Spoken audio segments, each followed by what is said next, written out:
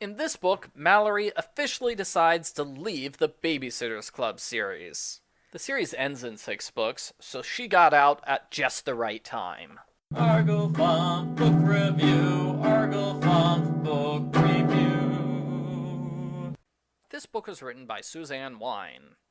Ever since book 122, Mallory has been the most unpopular kid in school. Everyone calls her Spaz Girl. They regularly push her into things and write graffiti on her locker. The school has done nothing to stop this rampant bullying, which is ridiculous. You know what happened the last 3 times there was bullying at this school? A teacher quit his job, a student was almost killed, and there was a riot. You'd think the school would not allow bullying anymore. Instead of protecting Mallory, the school criticizes her because her grades have gone down. So Mallory applied to a boarding school named Riverbend Hall. Jessi's upset about the idea of Mallory leaving. The main story of this book is that the 2 best friends are fighting before one of them moves away. This story is reused from the book where Dawn moved away. The subplot is also a rehash of a previous book. The club helps decorate the old folks' home for the holidays, just like book 92. The decorating includes educational lectures on Kwanzaa and Hanukkah, which are reused from book 103 in Mystery 18. The subplot is okay, but I'm kind of annoyed that they're repeating so much stuff from older books. When Mallory's locker is vandalized again, she complains about how much she hates school. Even in the Babysitters Club, she doesn't have a real job. You're an important part of the club, I objected. Maybe, Mallory admitted, but I won't be 13 for 2 more years. Until then, I'll be a junior officer. It's unfair that Mallory wouldn't be made a club member at age 12. Christy and the others were 12 when they first started the club. Continuity! Mallory's acceptance letter comes. Jessi talks it over with Mary Ann, and it's a little weird how Jessi comes to Mary Ann with all of her problems, instead of going to her best friend cousin or someone else. Jessi and Mallory have never been that close to Mary Ann, but in this book, they call her all the time and confess everything. I can't help but think this should have been a Jessi book, not a Mary Ann book.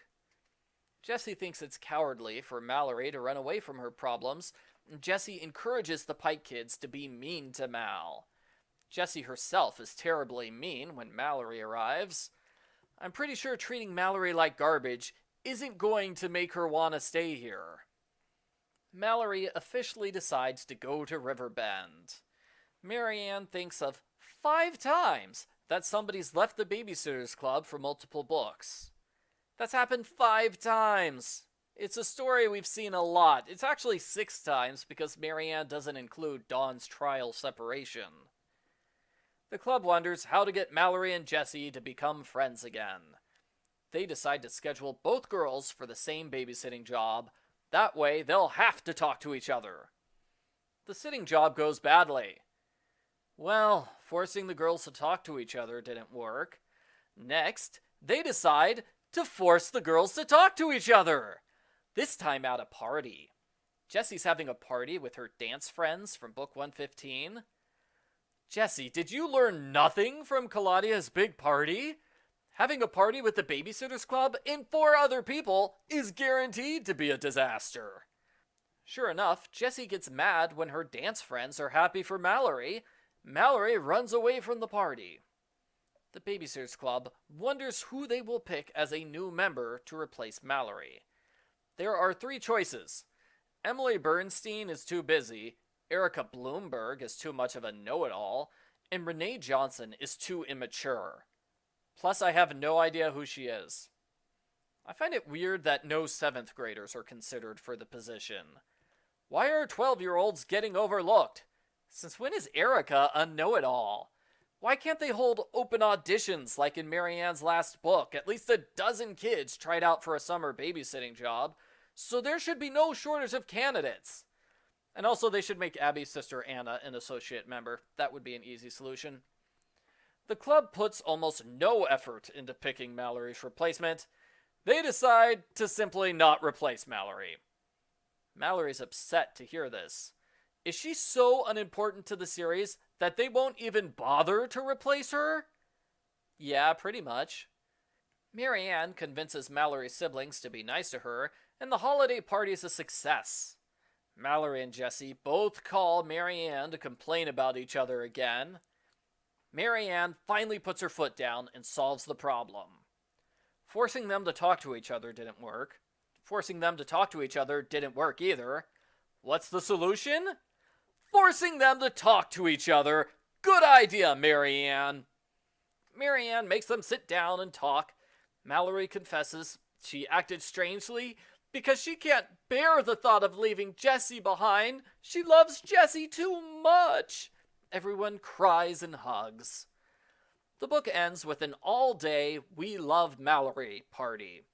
Everybody in town does nice things for Mallory.